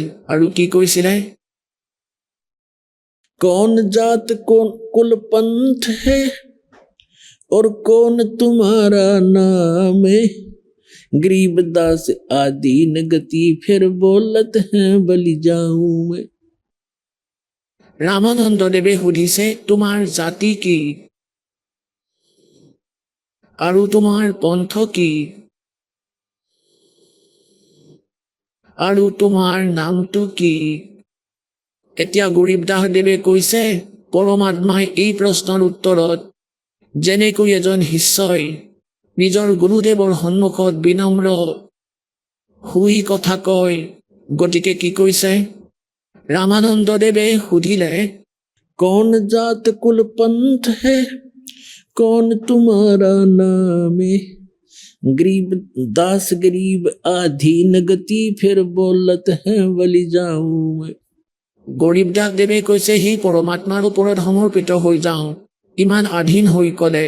কি ক'লে? এই বছৰ তেওঁ বহুত মৰমেৰে কৈছিলে, বিনম্ৰতাৰে ক'লে, অভিমানেৰে নহয়। কি ক'লে? जात हमारी जगत गुरु और परमेश्वर है पंथ, दास गरीब लिखत पढ़े मेरा नाम निरंजन कंत। এতিয়া এই ৰামানন্দদেৱ আৰু যিমানবোৰ ঋষি মহৰ্ষি আছিলে, এই পৰমাত্মাক ব্ৰহ্মকী নিৰঞ্জন বুলি কৈছিলে। এনেইতো ইয়াৰ আচল নাম জ্যোতি নিৰঞ্জন। নিৰঞ্জনৰ অৰ্থ হয় মায়াৰহিত পৰমাত্মা, নিৰঞ্জন। এতিয়ালৈকে আমি ভুলতে এই কালক নিৰঞ্জন বুলি মানি আছিলো। ই হ'ল জ্যোতি নিৰঞ্জন। জ্যোতি নিৰঞ্জন মায়া সহিতে ই এক ভগৱান স্বামী। আৰু বাস্তৱত এই নিৰঞ্জনৰ অৰ্থ হ'ল পৰম পিতা। কিন্তু ইয়াত যেনেকৈ ব্ৰহ্ম বুলি কয়, ব্ৰহ্ম, আৰু এওঁলোকে ব্ৰহ্মকেই পূৰ্ণ পৰমাত্মা বুলি মানে। এনেইতো ব্ৰহ্ম শব্দটো পৰ্যাপ্ত। ব্ৰহ্মৰ অৰ্থ ব্ৰহ্ম বুলি কোৱা, প্ৰভু বুলি কোৱা, স্বামী কোৱা, ৰাম কোৱা, খুদা কোৱা, গড কোৱা, আল্লাহ কোৱা। কিন্তু ইনকমপ্লিট ব্ৰহ্মও আছে, সেইবাবে পূৰ্ণ ব্ৰহ্ম বুলি ক'বলগীয়া হয়। এনেইতো ইয়াৰে লোকবেদত ব্ৰহ্মই সুপ্ৰিম পাৱাৰ বুলি প্ৰসিদ্ধ হৈ আছিল। গতিকে ইয়াত পৰমাত্মাই কৈছে যে ময়েই সি ব্ৰহ্ম হয়, পৰমাত্মা হয়। ৰামানন্দদেৱ এই কথাত বহুত দুখী হ'ল যে এজন শিপিনীৰ পুত্ৰ, তাঁতী শিপিনীৰ পুত্ৰই নিজকে ভগৱান বুলি কৈ আছে। ইয়াৰ লাজ নাই। তাৰপিছত গালি দিব আৰম্ভ কৰিলে ৰামানন্দই। এতিয়া পৰমাত্মাই কি কৈছে? जात हमारी जगत गुरु परमेश्वर है पंथ, दास गरीब लिखत पढ़े मेरा नाम निरंजन कंत। কান্ত মানে মালিক, পতি, দৰা। মই সমগ্ৰ সৃষ্টিৰ স্বামী হয়, মই সমগ্ৰ সৃষ্টিৰ পতি, সেই নিৰঞ্জন। মোৰ জাতিৰ কথা সুধিছা, মই জগত গুৰু হয়। সমগ্ৰ সৃষ্টিক জ্ঞান দিবলৈ মই এতিয়া আহিছো। আৰু মোৰ পন্থৰ কথা সুধিছা, যেনেকৈ কোনোবা বিষ্ণুপন্থী আছে, সিয়ে বিষ্ণুৰ মাৰ্গ, তেওঁৰ বিধিৰ কথা কয়, তেওঁৰ ভক্তিবিধি আৰু জ্ঞানৰ সৈতে পৰিচিত। কোনোবা শংকৰপন্থী আছে, শিৱ উপাসক। যেনেকৈ কোনো ব্ৰহ্মকুমাৰী পন্থী আছে, আৰু কোনো এই ৰাধাস্বামী পন্থী আছে। গতিকে সেই পন্থীৰ অৰ্থ হ'ল, পন্থৰ অৰ্থ হ'ল আপুনি কোন পৰমাত্মাৰ মাৰ্গৰ জ্ঞানৰ প্ৰদৰ্শন কৰে, পথ প্ৰদৰ্শন কৰে। গতিকে পৰমাত্মাই কৈছে, মোৰ পন্থৰ কথা সুধিছা যিহেতু মই পৰমেশ্বৰৰ পন্থৰ বুলি কম, তেওঁৰ মাৰ্গৰ কথা ক'বলৈ আহিছো, তেওঁ পোৱাৰ বিধি ক'বলৈ আহিছো। তেওঁতো স্বয়ংই আছিলে। তেতিয়া যেনেকৈ ঈশ্বৰ শ্ৰীমদ ভাগৱত গীতাৰ অধ্যায় নম্বৰ 15 শ্লোক নম্বৰ 1 পৰা 4 আৰু 16-17 এই প্ৰায় সৃষ্টি ৰচনাৰ কনচেপ্ট ক্লিয়াৰ হৈ যায়। যেনেকৈ আপোনালোকক এতিয়া দেখুৱাইছিলো, ওলোটাকৈ থকা সংসাৰ ৰূপী বৃক্ষ, ऊर्ध्व मूलम अधः शाखम अश्वत्थम प्राहु अवम छंदासी यस्य प्रणानी ये तम वेद से वेदविद। ওলোটাকৈ ওলমি থকা সংসাৰ ৰূপী বৃক্ষ এডাল আছে। ওপৰৰ ফালে শিপা আছে আৰু তল ফালে 3 গুণৰূপী ডাল আছে। আৰু পাত আদি ইয়াৰ সংসাৰ। পাতবোৰক জীৱ জন্তু বুলি ধৰি লওক। গতিকে এইবোৰ যিয়ে জানে তেওঁ তত্ত্বদৰ্শী সন্ত সকলোবোৰ বিভাগ জানে। আকৌ কৈছে যে 15 নম্বৰ অধ্যায়ৰ 16 আৰু 17 তিনিজন পুৰুষৰ কথা কৈছে। এজন ক্ষৰ পুৰুষ, এজন অক্ষৰ পুৰুষ। ক্ষৰ পুৰুষক ঈশ্বৰ বুলি কোৱা, ক্ষৰ পুৰুষ কোৱা, ঈশ্বৰ কোৱা। অক্ষৰ পুৰুষ আপোনালোকক কৈছোৱেই, সেয়া গছ হয়, কাগজ হয়, আৰু ক্ষৰ পুৰুষ তাৰ ডাল। গতিকে অক্ষৰ পুৰুষ বুলি কোৱা অথবা ঈশ্বৰ বুলি কোৱা। ঈশ্বৰ। আৰু 3 নম্বৰৰ 8ম অধ্যায়ৰ গীতাৰ 3য় শ্লোকত অষ্টম অধ্যায়ৰ প্ৰথম শ্লোকত অৰ্জুনে সুধিছে যে আপোনালোকে সপ্তম অধ্যায়ৰ 29 নম্বৰ শ্লোকত যি তৎব্ৰহ্মৰ তথ্য দিছে যে যাক জনাৰ পিছত প্ৰাণীয়ে কেৱল বৃদ্ধাৱস্থা আৰু মৃত্যুৰ পৰা বচাৰ বাবেই প্ৰযত্ন কৰে, এই সংসাৰৰ কোনো বস্তুৰে ডিমাণ্ড নকৰে। গতিকে অষ্টম অধ্যায়ৰ প্ৰথম মন্ত্ৰত অৰ্জুনে সুধিছে কিম তৎব্ৰহ্ম, সেই তৎব্ৰহ্ম কি? অষ্টম অধ্যায়ৰ 3য় শ্লোকত গীতাৰ জ্ঞানদাতাই কৈছে তেওঁ পৰম অক্ষৰ ব্ৰহ্ম। গতিকে গীতাৰ অধ্যায় নম্বৰ 15 শ্লোক নম্বৰ 1 পৰা 4 সকলো বিভাগ কৰিছে আৰু 16-17 কৈছে যে তিনিজন পুৰুষ আছে, এজন ক্ষৰ পুৰুষ, ক্ষৰ পুৰুষক ঈশ বুলি কয়। এওঁ কেৱল 21 ব্ৰহ্মাণ্ডৰ স্বামী, প্ৰভু, মালিক। আৰু দ্বিতীয়জনক অক্ষৰ পুৰুষক ঈশ্বৰ বুলি কয়। ঈশ্বৰ মানে ঈশ্বৰতকৈ শ্ৰেষ্ঠ, এই ব্ৰহ্মতকৈ নেক্সট পৰব্ৰহ্ম, অক্ষৰ ব্ৰহ্ম বুলিও কয় ইয়াক। আৰু 3য় নম্বৰৰ যিজন পৰম অক্ষৰ ব্ৰহ্ম আছে তেওঁক পৰমেশ্বৰ বুলি কয়। ঈশ্বৰ মানে ঈশ্বৰতকৈ শ্ৰেষ্ঠ আৰু পৰমেশ্বৰ সেই ঈশ্বৰতকৈ শ্ৰেষ্ঠ, পৰম শ্ৰেষ্ঠ। ঈশ্বৰতকৈও পৰম মানে পৰমেশ্বৰ, সেই 3য় নম্বৰৰ জন মানে অনাৰ কণ্ট্ৰলাৰ। গতিকে পৰমাত্মাই নিজক লুকুৱাই নিজৰ মহিমা নিজেই কৈ আছে कि जाति हमारी जगत गुरु और परमेश्वर है पंथ। दास गरीब लिखत पढ़ मेरा नाम निरंजन कंत। এতিয়া ৰামানন্দদেৱ বহুত দুখী হৈ গ'ল এই কথাত, অজ্ঞানতাৰ কাৰণে যে এজন সৰু বালক এজন শিপিনীৰ পুত্ৰই নিজকে ভগৱান বুলি কৈ আছে। খঙতে তেওঁ গালি পাৰি দিলে, গালি দিব ধৰিলে। रे बालक सुन दुर्बुद्धि घटमट तन आकारे। दास गरीब दर्द लगा जब हो बोले सर्जनहारे। মালিকে নিজকে মালিক বুলি কৈ দিলে, সৃজনকৰ্তা বুলি কৈ দিলে। তেতিয়া ৰামানন্দদেৱে কোৱা হয় দুখ পালে, সেই কথাত বৰ দুখ পালে আৰু কি ক'লে? रे बालक सुन दुर्बुद्धि সেই মূৰ্খ ব্যক্তি, तेरा घटमट तन आकार। এতিয়া চোৱা আমাৰ বুদ্ধি কিমান দুৰ্বল আছিলে। এই দাস বিষ্ণুদেৱৰ উপাসক আছিলে। শ্ৰীকৃষ্ণ আৰু শ্ৰীৰাম আমাৰ দৃঢ় ভগৱান আছিল আৰু ভগৱান সকলো আদৰণীয় আছিল, সকলোকে মানিছিলোঁ। কিন্তু মই বিশেষকৈ বিষ্ণুদেৱৰ উপাসক আছিলোঁ, শ্ৰীকৃষ্ণৰ। আৰু ঠিক তেনেকৈ মোৰ বন্ধুসকলো আছিলে। গতিকে যেতিয়াই আমি কিবা ডিছকাছ কৰিছিলোঁ, কোনোবাই কিবা সুধিছিল যে সমাধি কৰা নে, কোনোবা এজন সন্তই কৈছিলে মই সমাধি ক'লো। তাৰপিছত সুধিছিলোঁ ভগৱানক দেখা নে, তেওঁ কয় ভগৱানটো নিৰাকাৰ, কেনেকৈ দেখিম? তেওঁতো নিৰাকাৰ, কেৱল পোহৰ দেখোঁ। কিছুমানে আনৰ পৰা শুনি 2-এজনে হয়তো দেখিছিল, গতিকে পোহৰ ভগৱান নহয়, সেয়াতো ভগৱানৰ পোহৰহে। গতিকে কোৱাৰ ভাৱ এইটো যে ৰামানন্দদেৱো সেই দুৰ্বুদ্ধিৰেই গ্ৰস্ত আছিলে। তেওঁ কৈ আছে যে তুমি নিজকে নিজে ভগৱান বুলি কোৱা, ভগৱানক দেখা পাই জানো? তেওঁতো নিৰাকাৰ, তেওঁৰ শৰীৰ আছে জানো? এনেকুৱা অৱস্থা, এনেকুৱা বেয়া অৱস্থা হৈ আছিলে, এনেকুৱা আমাৰ জ্ঞান আছিলে। এতিয়া সেই ৰামানন্দদেৱে এই স্তৰৰ জ্ঞান কৈ আছে আৰু আমাৰো ঠিক এনেকৈ আছিল।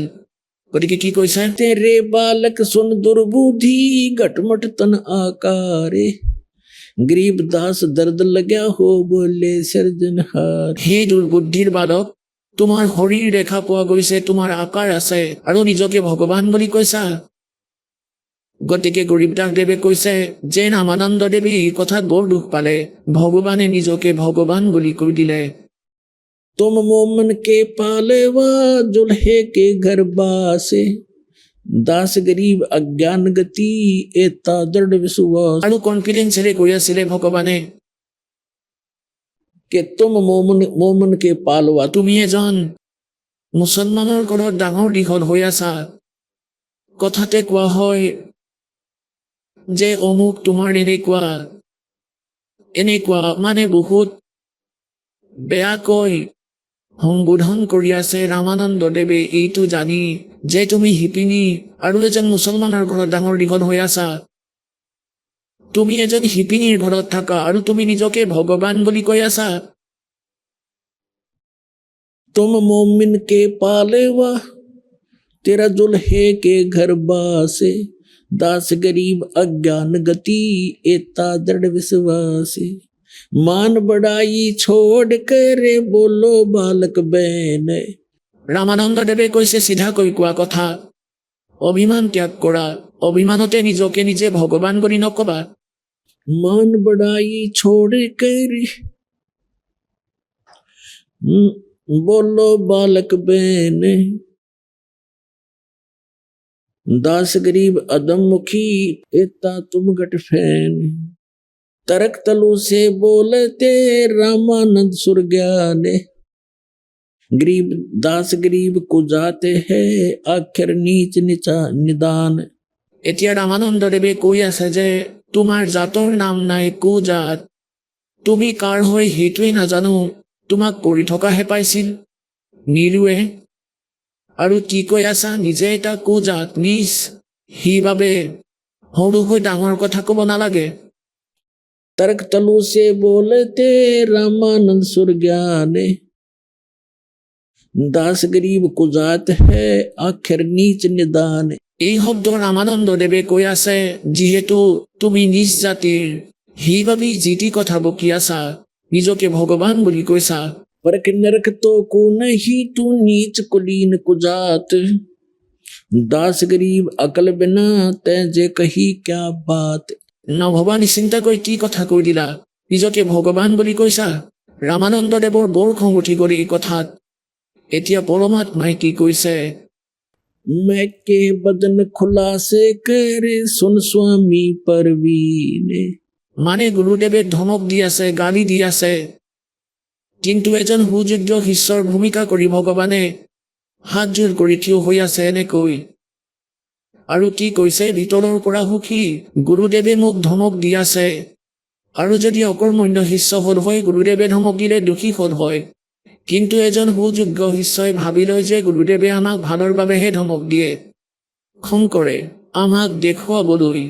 যদিও এই গুৰুদেৱ ভুল আছিল, ভুলতে খং কৰি আছিল, আৰু তেওঁতো ভগৱান, তথাপিও এজন সুযোগ্য শিষ্যৰ ভূমিকা কৰি কৈছে, मैं के बदन खुलासे करे सुन स्वामी परवीन दास गरीब मनी मरे मैं आजज आधीन। মই আপোনাৰ অধীন হয়, আপোনাৰ চাকৰ, আপোনাৰ অধীন, মোৰ মনত অহংকাৰ নাই। আকৌ কি কৈছে, ए स्वामी सृष्टा में और सृष्टि हमारे तीरे दास गरीब अधर बसू मैं अवगत सत कबीर। मैं अवगत गत से परे इन चार वेद से दूर दास गरीब दसों दिशा में सकल सिंध भरपूर। सकल सिंध भरपूर हूँ खालिक हमारा नाम दास गरीब अजात हूँ ते जो कहा बलि जाऊं। এতিয়া পৰমাত্মাই কৈছে যে মই সমগ্ৰ সৃষ্টিৰ ৰচয়িতা, এজন 5 বছৰীয়া বালক। আৰু এনেকৈ হাতযোৰ কৰি থিয় হৈ আছে বাহিৰত পৰ্দাৰ সিপাৰে, আৰু কৈ আছে, হে স্বামী, হে মালিক, মই সৃষ্টিকৰ্তা, সমগ্ৰ সৃষ্টিৰ ৰচয়িতা। और ये सृष्टि हमारे तीर আৰু মই ওপৰত থাকো। अवगत सत कबीर। আকৌ কৈছে, जात पात मेरा नहीं सकल सिंध भरपूर हूँ और खालिक मेरा नाम और दास गरीब अजात हूँ। মোৰ কোনো জাত পাত নাই দাতা, তথাপিও আপুনি মোক যিবোৰ ক'লে, কুজাত বুলি ক'লে, নিজ বুলি ক'লে, তথাপিও মই আপোনাক বহুত সন্মান কৰোঁ। আপুনি যিবোৰ ক'লে, আপুনি মোক এনেকুৱা বুলিয়েই ভাবিলে চাগে, মই এনেকুৱাই হয় চাগে, কিন্তু মই যি কৈ আছোঁ সেয়া সত্য যে মই সমগ্ৰ সৃষ্টিৰ ৰচয়িতা, এজন 5 বছৰীয়া বালক। এনেকুৱা কথা কৈ তাকো তাঁতী শিপিনীৰ পুত্ৰই 600 বছৰ আগতে। পুণ্যাত্মাসকল বুদ্ধিস্লিপ হৈ যাব যে ভগৱান এনেকুৱা হ'ব পাৰে। কবিৰ চাহেবক আজিও ভগৱান বুলি মানিবলৈ মান্তি নহয়, কিন্তু তেওঁ হয়। আমি নামানিলো বুলি তেওঁ ভগৱান নহ'ব নেকি? যদি কোনোবাই লাল চিনি নাপায় আৰু তাক যদি কয় ইয়া কোটি টকীয়া অকণমানি পাথৰটো, সি ক'ব মই এইটো নামানো। সি নামানিলে লালৰ মূল্য কমি নাযায়, যিহেতু সি আগতে দেখাই নাই, গতিকে সি ইমান নাজানে, গতিকে এই পৰিণাম তাৰ অজ্ঞানতাৰে। আকৌ কি কৈছে, सुन रामानंद राम हम मैं बावन नरसिंह दास गरीब सर्व कला मैं व्यापक सर्वंग हम मौला सब मुल्क में हम मौला सब मुल्क में मुल्क हमारे माही दास गरीब दयाल हम सम दूसर नाही हमसे ही पानी पवन और हमसे धरणी आकाश दास गरीब तत्व पांच में हम ही शब्द निवास এতিয়া পুণ্যাত্মাসকল চাব, এইখন হ'ল সূক্ষ্মবেদ আৰু এই সূক্ষ্মবেদক বুজিবলৈ পৰমাত্মাই দিয়া সেই বিশেষ লক্ষণ বুদ্ধি লাগিব। এতিয়া ইয়াত কি কৈছে পৰমাত্মাই, যে মই সকলোতে ব্যাপক কেনেকৈ হয়, যে যেনেকৈ পাঁচোটা তত্ত্বৰ ভিতৰত আকাশৰ গুণ হয়, সেয়া সকলোতে ব্যাপক। পাঁচটা গুণ আছে, শব্দ, স্পৰ্শ, ৰূপ, ৰস, গোন্ধ। এই পাঁচটা যেনেকৈ পাঁচটা তত্ত্ব আছে আৰু এওঁলোকৰ পাঁচোটাই গুণ আছে, যেনেকৈ আকাশ, বায়ু, অগ্নি, পৃথিৱী আৰু পানী। এয়া এনেকৈ আছে ক্ৰমান্বয়ে। গতিকে ইয়াত কি কৈছে, যেনেকৈ আকাশৰ এটা গুণ আছে শব্দ, আকাশৰ গুণ হ'ল শব্দ। এতিয়া যেনেকৈ এই সমগ্ৰ ব্ৰহ্মাণ্ড পৰমাত্মাই এখন আকাশেৰে এনেকৈ আবদ্ধ কৰি থৈছে, এখন আকাশেৰে যদি আকাশেৰে আবদ্ধ কৰি নথলে হয়, চাৰিওফালৰ পৰা একেবাৰে বন্ধ নকৰিলে হয়, তেতিয়া আমি ইজনে আনজনৰ মাত নুশুনিলো হয়। ইয়াত শব্দই কাম নকৰিলে হয়। যেনেকৈ কোনো স্পীকাৰৰ পৰ্দা ফাটি গ'লে সি ফুচুৰ ফুচুৰ কৰিব, তাৰ পৰা একো মাত নোলায়। আৰু তাৰ পিছত আকাশৰ গুণ হ'ল শব্দ আৰু বায়ুৰ গুণ হ'ল স্পৰ্শ, যেনেকৈ বতাহ লাগে ঠাণ্ডা বা গৰম। আৰু অগ্নিৰ গুণ হ'ল ৰূপ, জুই যেনেকৈ জ্বলে দপ দপকৈ জ্বলে। এতিয়া তাত আৰু পৃথিৱীৰ গুণ হ'ল গোন্ধ। এতিয়া যেনেকৈ শব্দ যি আছে আকাশৰ গুণ, আৰু বায়ু যেতিয়া বলে তাৰ পৰা চৰচৰকৈ আৱাজ ওলায়, গতিকে তাত বায়ুৰ ভিতৰতো সেই শব্দৰ গুণ বিদ্যমান, মানে শব্দ তাত কনষ্টেণ্ট আছে, ভিন্ন নহয়। এনেকৈ জুই জ্বলিলে ভক ভককৈ শব্দ ওলায়, গতিকে শব্দ তাত লগতে আছে, শব্দৰ গুণ তাৰে ভিতৰতে আছে। পৃথিৱীত যেনেকৈ আমি ডলা এখন লৈ দলিয়াই দিওঁ, তাৰ পৰা শব্দ আহে, গতিকে পৃথিৱীৰ সেই ডলাখনৰ লগতো সেই পৃথিৱীৰ লগতো শব্দৰ সম্পৰ্ক আছে, তাতো বিদ্যমান আছে, তাতো।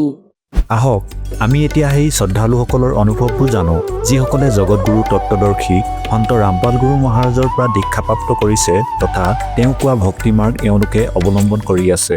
নমস্কাৰ দৰ্শকসকল, আজি আমি আপোনালোকক চিনাকি কৰাই দিম উত্তৰ প্ৰদেশৰ বাৰাণসীৰ নিবাসী অৰুণ কুমাৰ ডুবেৰ সৈতে। অৰুণ ডুবে নিজৰ জীৱনত আধ্যাত্মিকতাৰ সন্ধানত 20 জনতকৈও অধিক গুৰুৰ পৰা দীক্ষা লাভ কৰিছিল, কিন্তু তাৰ পিছতো তেওঁ শাৰীৰিক সুখ নাপালে, মানসিক শান্তিও নাপালে। অৰুণ ডুবে কয় যে মোৰ জীৱন তেতিয়াই সলনি হ'ল যেতিয়া মই সন্ত ৰামপাল গুৰু মহাৰাজৰ শৰণ ললো। সন্ত ৰামপাল গুৰু মহাৰাজৰ পৰা নাম দীক্ষা লোৱাৰ লগে লগে মোৰ নিচা এৰি গ'ল। দৰ্শকসকল, এয়া সম্ভৱ নেকি যে কেৱল সন্ত ৰামপাল গুৰু মহাৰাজৰ পৰা নাম দীক্ষা লোৱাৰ মাত্ৰেই মানুহে এনে অদ্বিতীয় লাভ পাইছে? দৰ্শকসকল, অৰুণে সকলো ধৰ্মগুৰুক এৰি সন্ত ৰামপাল গুৰু মহাৰাজক নিজৰ গুৰু হিচাপে কিয় বাছি ল'লে? আহক জানো এই কথাৰ আঁৰৰ প্ৰকৃত সত্য আৰু শুনো অৰুণ ডুবেৰ জীৱনৰ এই বাস্তৱিক কাহিনী তেওঁৰ নিজৰ মুখেৰে। নমস্কাৰ ছাৰ। নমস্কাৰ ছাৰ, কি নাম আপোনাৰ? ছাৰ, মোৰ নাম অৰুণ কুমাৰ ডুবে, এডভকেট। ছাৰ, আপোনাৰ ঘৰ ক'ত? ছাৰ, মই বাৰাণসী জিলাৰ পৰা হয়। ছাৰ, সন্ত ৰামপালদেৱ মহাৰাজৰ পৰা নাম দীক্ষা আপুনি কেতিয়া লৈছিলে? ছাৰ, পৰম পূজ্য সন্ত ৰামপালদেৱ গুৰু মহাৰাজৰ পৰা মই 19 নৱেম্বৰ 2019 দীক্ষাপ্ৰাপ্ত কৰিছিলোঁ। সন্ত ৰামপালদেৱ মহাৰাজৰ পৰা নাম দীক্ষা লোৱাৰ আগতে আপুনি কি ভক্তি সাধনা কৰিছিল? ছাৰ, মই যেনে সাংসাৰিক ভক্তি গাঁৱত যেনেকৈ মানুহবোৰে কৰে, ব্ৰাহ্মণ পৰিয়ালত যিহেতু জন্ম লৈছোঁ, ব্ৰহ্মা বিষ্ণু মহেশ্বৰ শংকৰ দেৱী দেৱতা, গণেশ, হনুমান, ভোলেনাথ, গংগা, যমুনা, বদ্ৰীনাথ, হৰশুভ্ৰম, হৰিদ্বাৰ এই সকলোবোৰ ঠাইলৈ অহা যোৱা কৰিছিলোঁ। ব্ৰাহ্মণ হোৱাৰ বাবে এইবোৰ কৰ্মকাণ্ড কৰিছিলোঁ।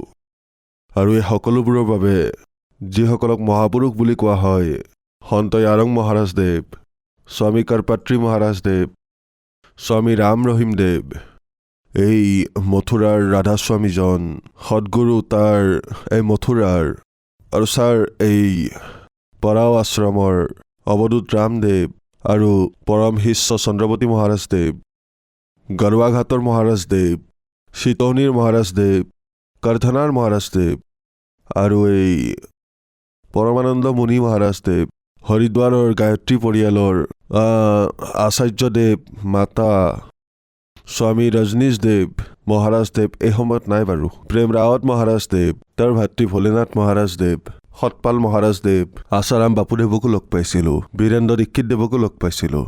কিন্তু মই কৰোৰে পৰা একো শান্তি বিচাৰি পোৱা নাছিলোঁ। প্ৰায় ছাৰ মই 20জন মানক, এনে মহাপুৰুষ যাক সন্ত কোৱা হয়, তেওঁলোকক লগ পাইছিলোঁ, কিন্তু একো নাপালোঁ যি মই বিচাৰি আছিলোঁ। গুৰু তেওঁলোকৰ পৰা দীক্ষা কি, তেওঁলোকে যি কৈছিল শুনিছিলোঁ, এনেকুৱা কৰা তেনেকুৱা কৰা বুলি কৈছিল, কিন্তু মই মানসিক শান্তি পোৱা নাছিলোঁ। বা পূজাত মন নবহিছিল, সাধনাত মন একান্ত হোৱা নাছিল, একোৱে পোৱা নাছিলোঁ। বিশেষকৈ মানুহ ভৌতিকতাৰ ফালে যায়, কোনো মহাত্মাৰ তালৈ যায় যাতে ভৌতিক জগতৰ পৰা কিবা প্ৰাপ্ত কৰে, কিন্তু মই এনেকুৱা একো নাপালোঁ। ছাৰ, আপুনি বহুত ভক্তি সাধনা কৰিছিল, যিবোৰ বৰ্তমান সংসাৰত ভক্তি সাধনা চলি আছে। তাৰোপৰি আপুনি 20জনমান গুৰুৰ ওচৰলৈ গ'ল। তাৰে মাজৰ ৰাম ৰহিম, আচাৰাম বাপু, আচাৰ্য ৰজনীশ, গায়ত্ৰী পৰিয়ালৰ লগতো জড়িত আছিল, প্ৰেম ৰাৱতৰ লগতো জড়িত আছিল, সতপালদেৱ মহাৰাজৰ লগতো জড়িত হৈছিল, আৰু বহুত গুৰুৰ ওচৰলৈ গ'ল, কিন্তু তাত একো লাভ নাপালে। তেন্তে আপুনি সন্ত ৰামপালদেৱ মহাৰাজৰ শৰণলৈ কিয় আহিল? ছাৰ, মই মোৰ এই ন্যায়ালয়ত বহি আছিলোঁ, পৰিসৰৰ নিজৰ চেম্বাৰত। তাত সন্ত ৰামপালদেৱ মহাৰাজৰ এজন শিষ্য, তেওঁ কিতাপ বিতৰণ কৰি আছিল। তেতিয়া মোৰ চেম্বাৰলৈ আহিল। মোৰ চেম্বাৰটো ডাঙৰ, মই তেওঁক বহুৱালোঁ। তেতিয়া তেওঁ ক'লে যে, মহাশয় আপুনি এখন কিতাপ লওক, এখন পঢ়ক। মই জুনিয়ৰক ক'লোঁ যে কিতাপখন ৰাখি লোৱা, মই পিছত পঢ়িম। তেওঁক পানী খাব দিলোঁ, তাৰপিছত গুচি গ'ল। ঘৰলৈ অহাৰ পিছত 2-3 দিন পিছত সেই কিতাপখন মই চালোঁ। তাত নামদান চেণ্টাৰৰ ঠিকনা লিখা আছিল। বাৰাণসীত যি নামদান চেণ্টাৰ আছে, হাতীৱাৰ চেণ্টাৰ তাৰেই আছিল। মই ড্ৰাইভাৰক ক'লোঁ যে ব'লা যাওঁ, এয়া আমাৰ ক্ষেত্ৰতে আছে, চাওঁচোন। মই চেণ্টাৰলৈ গ'লোঁ। চেণ্টাৰত তাৰ যি সন্ত ৰামপালদেৱ মহাৰাজৰ শিষ্য আছিল, তেওঁলোকে মোক কৈছিল যে এনেকুৱা ইয়াত নিয়ম আছে। কাৰণ মই একেৰাহে 20 বছৰ ধৰি মদৰ আসক্ত আছিলোঁ, বহুত মদ খাইছিলোঁ, মাছ মাংস খাইছিলোঁ, এনে বহুত অপৰাধ জগতৰ মানুহৰ লগত মোৰ সম্পৰ্ক আছিল কাছাৰীত থকাৰ বাবে, তেওঁলোকৰ লগত জড়িত আছিলোঁ। কিন্তু যেতিয়া আশ্ৰমলৈ আহিলোঁ, ইয়াৰে যিসকল শিষ্য আছে তেওঁলোকে মোক বুজালে যে এনেকুৱা কৰিব লাগিব, তেতিয়াহে ভক্তি হ'ব। মই ক'লোঁ যে ঠিক আছে, মোক এদিনৰ সময় দিয়ক। ঘৰলৈ গৈ সুধি লওঁ। তেতিয়া মই শ্ৰীমতীৰ লগত কথা পাতিলোঁ যে এনেকুৱা কথা। ক'লে যদি এনেকুৱাই কথা তেন্তে তালৈ গৈ উপদেশ লওক, যদি আপুনি সলনি হ'ব পাৰে। তাৰপিছত মই নিজৰ শ্ৰীমতী, মোৰ পত্নীৰ লগত গ'লোঁ। সন্ত ৰামপালদেৱ মহাৰাজৰ পৰা আমি উপদেশ ল'লোঁ। তেওঁ ক'লে যে এনেকুৱা আপুনি জপ কৰিব লাগিব, স্মৰণ কৰিব লাগিব, তেতিয়া লাহে লাহে আপোনাৰ সকলো সমস্যা ঠিক হ'ব। ছাৰ, আপুনি ইমানবোৰ গুৰুৰ ওচৰলৈ যোৱাৰ পিছতো সন্ত ৰামপালদেৱ মহাৰাজৰ শৰণলৈ আহিল। তেন্তে সন্ত ৰামপালদেৱ মহাৰাজৰ শৰণলৈ অহাৰ পিছত আপুনি লাভ পালেনে? ছাৰ, মই যদি গণাব যাওঁ, মই এখন কিতাপেই লিখিব লাগিব। কিন্তু প্ৰথমে আপুনি চাই লওক যে যি ব্যক্তিয়ে একেৰাহে 20 বছৰ ধৰি মদ আদি বস্তুৰ আসক্ত, বহুত এনেকুৱা অভ্যাসৰ আসক্ত, তেনেকুৱা মানুহৰ নিচাই এৰা গ'ল। আগতেতো মই বহুত মদ খাইছিলোঁ, পাণ খাইছিলোঁ, বিড়ি চিগাৰেট, চেম্বাৰতে হুকা খাইছিলোঁ, বিয়াৰ বাৰলৈ গৈছিলোঁ। মোৰ লগত আৰু বহুত মানুহ আছিল। মাংস সেৱন কৰিছিলোঁ, কণী খাইছিলোঁ, মানে কোনো এনেকুৱা বস্তু নাই যি সংসাৰত আপুনি বেয়া বুলি কয়। সেই সকলোবোৰ প্ৰয়োগ মই কৰি পাইছোঁ। কিন্তু সদগুৰু সন্ত ৰামপালদেৱ মহাৰাজৰ শৰণত অহাৰ পিছত, দীক্ষা লোৱাৰ পিছত এই সকলোবোৰ মই বাদ দিলোঁ। আৰু মোৰ যি সৰু নাতি আছিল, তাৰ ইমান বেমাৰ হৈছিল, ইমান চিৰিয়াছ আছিল, আমি ভাবিছিলোঁ যে ই আৰু জীয়াই নাথাকিব। গাঁৱৰ ডক্তৰে ক'লে আমাৰ সাধ্যৰ কথা নহয়। কিন্তু সন্ত ৰামপালদেৱ মহাৰাজ গুৰুদেৱৰ কৃপাৰে ল'ৰাটো ভালেই আছে, 4 বছৰীয়া হ'ল। ছাৰ, মোৰ 2টা সন্তান আছে। এটা ল'ৰা অশ্বিনী কুমাৰ ডুবে, তাকো মই নাম দিয়ালোঁ। সম্পূৰ্ণৰূপেৰে পাগল হৈ গৈছিল ছাৰ। আৰু ৰেলৱে লাইন ভাণ্ডুপ ষ্টেচনত ৰেলৱে লাইনত নাঙঠ হৈ পৰি আছিল। বাম্বেৰ পুলিচে তাক জে হস্পিটেলত ভৰ্তি কৰালে আৰু মোক ফোন কৰিলে তেওঁলোকে যে উকিল চাহেব আপোনাৰ ল'ৰা ইয়াত এডমিট আছে। মই পৰমাত্মা সন্ত ৰামপালদেৱ মহাৰাজক প্ৰাৰ্থনা জনালোঁ মোৰ ল'ৰাটো সুস্থ আছে আৰু বেংকত সি এছিষ্টেণ্ট মেনেজাৰ ৰূপত কাৰ্যৰত হৈ আছে। মোৰ দ্বিতীয় ল'ৰা চাল চলনৰ ক্ষেত্ৰত আমাৰ হাতৰ পৰা ওলাই গৈছিল একেবাৰে। তাৰ মই এডমিশ্যন কৰালোঁ। LLBৰ শেষৰটো পৰীক্ষাৰ বাবে প্ৰস্তুত হৈ আছে। সন্ত ৰামপালদেৱ মহাৰাজৰ কৃপাত তেওঁৰ শৰণলৈ অহাৰ বাবে সি আমাৰ কাশীৰ বাতৰি কাকতৰ মালিক। সি তাৰ নিজা প্ৰিণ্টিং প্ৰেছ আছে। এইবোৰে লাভ পাইছোঁ ছাৰ। আৰু কিমান গণাম মই আপোনাক ইকনমিকেল ফালৰ পৰা ছাৰ। ইকনমিকেল ফালৰ পৰা এনেকুৱা আছিল পৰিস্থিতি যি 2-5 লাখ টকা পাইছিলোঁ সেয়া ঘৰলৈ নগৈছিলে, মদ চিগাৰেট বন্ধুৰ নামত গৈছিল। আজি সন্ত ৰামপাল সদগুৰুৰ কৃপাত যিখিনি পইচাই আহে সঞ্চিত হয়, একো নিচা নকৰোঁ। সন্ত ৰামপালদেৱ মহাৰাজৰ কৃপাত মাহটোত মই 4-5 বাৰ দিল্লী, কলকাতা, বম্বে কোৰ্টৰ কামত বাই এয়াৰ যাওঁ। পাৰ্চনেল গাড়ীও আছে পৰমাত্মা ৰামপাল মহাৰাজ দেৱৰ কৃপাত। 4খন লাক্সাৰী গাড়ী আছে, মটৰ চাইকেল আছে। কাম কৰা মানুহকো আনকি গাড়ী দি দিছোঁ মই। এই সকলোবোৰ গুৰুদেৱৰে কৃপা। ছাৰ মই TBৰ পেচেণ্ট আছিলোঁ। যে হস্পিটেল বম্বেত মই চেকআপ কৰাইছিলোঁ। ক'লে আপোনাৰ ভয়ংকৰ TB আছে, তেওঁলোকে ঔষধো দিলে। একেৰাহে মই ঔষধ খালোঁ, কিন্তু তাৰ পৰা মই একো লাভ নাপালোঁ। কিন্তু পৰমাত্মা সন্ত ৰামপালদেৱ মহাৰাজৰ কৃপাত, গুৰুদেৱৰ কৃপাত মোৰ সকলো ৰোগ ভাল হ'ল। মোৰ এতিয়া একো বেমাৰ নাই। হাৰ্টত ছাৰ মোৰ বাওঁফালে বিষ হৈছিলে। ইমান বিষ হৈছিলে যেন মই অচেতনে হৈ যাম। বুকুত ধৰি বহি পৰিছিলোঁ। পেইন কিলাৰ খালে অলপ সময়ৰ কাৰণে আৰাম পাওঁ। ডাক্তৰে ক'লে ECG কৰোৱা, কিন্তু মই সদগুৰুৰ শৰণলৈ অহাৰ পিছত অমৃতজল খোৱা কৰিলোঁ। এতিয়া পূৰ্ণৰূপে সুস্থ। ছাৰ, সমাজত এটা ধাৰণা আছে যে আমি গুৰু সলাব নালাগে, গুৰু সলোৱাটো পাপ। আপুনি প্ৰায় 20জনমান গুৰু সলালে ভগৱান প্ৰাপ্তিৰ বাবে, সুখৰ বাবে। আপুনি সঠিক কাম কৰিছে জানো? আচলতে এই গুৰু সলোৱা ধাৰণাটো এয়া পুৰণি ধাৰণা। যেনে ধৰক আপুনি বেমাৰত পৰিছে আৰু আপুনি এজন ডাক্তৰ MDৰ ওচৰলৈ গ'ল, তাতো আপোনাৰ বেমাৰ ঠিক নহ'ল। গতিকে এইটো নিশ্চিত যে আপুনি বেলেগ ডাক্তৰৰ ওচৰলৈ যাব বা দিল্লীত দেখুৱাব, লক্ষ্ণৌত দেখুৱাব, বম্বেত দেখুৱাব, ভাল ডক্তৰৰ কাষলৈ যাব। আপুনি ডাক্তৰ সলনি কৰিব পাৰে, কিন্তু গুৰু বুলি ক'বলৈতো বহুত আছে। কিন্তু পূৰ্ণ গুৰু যদি আপুনি নাপায় তেন্তে গুৰু সলনি কৰিব পাৰে। আমাৰ সন্ত ৰামপালদেৱ মহাৰাজৰ কিতাপ আছে, জীৱনৰ সুগম পথ আছে, আৰু গীতা তোমাৰ জ্ঞান অমৃত তাতো আছে যে আপুনি গুৰু সলনি কৰিব পাৰে। তেওঁ স্পষ্টকৈ কৈছে যে আপুনি গুৰু সলনি কৰিব পাৰে। একো পাপ নহয়, কোনো কথা নাই। তেওঁলোকক গুৰু বুলি কোৱাৰ কোনো প্ৰয়োজন নাই যিয়ে আপোনাক পূৰ্ণ ভক্তিৰ কথা ক'ব নোৱাৰে। যে পূৰ্ণ ভক্তি কেতিয়াও গুৰু বুলি কোৱাৰ যোগ্যই নহয়। আৰু ছাৰ, মই সন্মুখত বহি ইয়াত যিমানবোৰ সন্ত আছে তেওঁলোকৰ সৈতে যদি ইণ্টাৰভিউ কৰায়, মই মুখতে ক'ম যে এনেকুৱা কৰিছে মোৰ লগত। কোনো এনেকুৱা গুৰু নাই যাৰ লগত মই বহা নাই। 1-2 লাখ টকা মই খৰচ কৰা নাই। তালৈ গৈছোঁ মই, কিন্তু মই একোৱে লাভ পোৱা নাই। কেৱল মিছা, বাকী একো নহয়। আৰু আমাৰ এই সন্ত সদগুৰু ৰামপালদেৱ মহাৰাজৰ ওচৰত যিমানবোৰ শিষ্য যায় সকলোবোৰ ব্যৱস্থা আছে। 1 টকাও দিবলগীয়া নহয়। খোৱা লোৱা কৰাৰ ব্যৱস্থা আছে, থকাৰ ব্যৱস্থা আছে। অহা যোৱাৰো অসুবিধা নাই, বাছ যায় তালৈকে, সকলো সুবিধা আছে। সৰু নামদান চেণ্টাৰ খোলা আছে, তাতো বহুত ব্যৱস্থা আছে। আপুনি নামদান ল'ব পাৰে, ভক্তি শিকিব পাৰে, কৰিব পাৰে। আমাৰ সন্ত ৰামপালদেৱ মহাৰাজ পূৰ্ণ গুৰু হয়, পূৰ্ণ সদগুৰু হয়। তেওঁ পূৰ্ণ অৱতাৰী পুৰুষ। ছাৰ, আপুনি কৈছে যে আপুনি পেছাত এজন উকিল, আৰু সন্ত ৰামপালদেৱ মহাৰাজৰ বিষয়ে আৰু এটা সামাজিক ধাৰণা আছে যে তেওঁৰ অনুগামীসকলে, সন্ত ৰামপালদেৱ মহাৰাজৰ অনুগামীসকলে অন্ধশ্ৰদ্ধাৰে তেওঁৰ লগত জড়িত হয়। কিন্তু আপুনি এজন উকিল, আপোনাকতো দেখিলে তেনেকুৱা নালাগে। আপুনি কি ক'ব?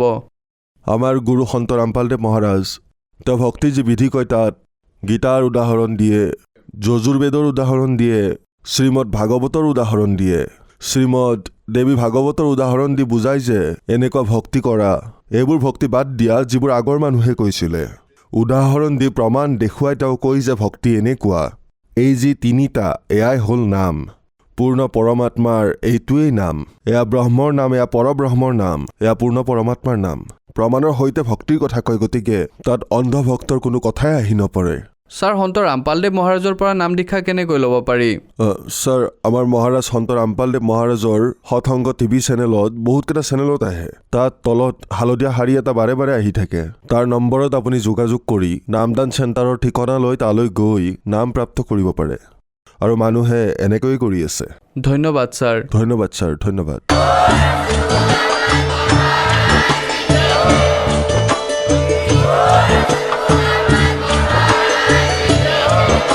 আপুনি শুনি আছিলে জগতগুৰু তত্ত্বদৰ্শী সন্ত ৰামপাল গুৰু মহাৰাজৰ মংগল প্ৰবচন। অধিক জানিবৰ বাবে ভিজিট কৰক www.jagatgururampalji.org। সন্ত ৰামপাল গুৰু মহাৰাজৰ শুভ আশীৰ্বাদত সমগ্ৰ বিশ্বতে 500তকৈ অধিক নাম দীক্ষা কেন্দ্ৰ আছে, য'ত সন্ত ৰামপাল গুৰু মহাৰাজৰ দ্বাৰা বিনামূলীয়াকৈ নাম দীক্ষা দি থকা হৈছে। আপোনাৰ ওচৰৰ নাম দীক্ষা কেন্দ্ৰৰ ঠিকনা জানিবলৈ সম্পৰ্ক কৰক 7082208528।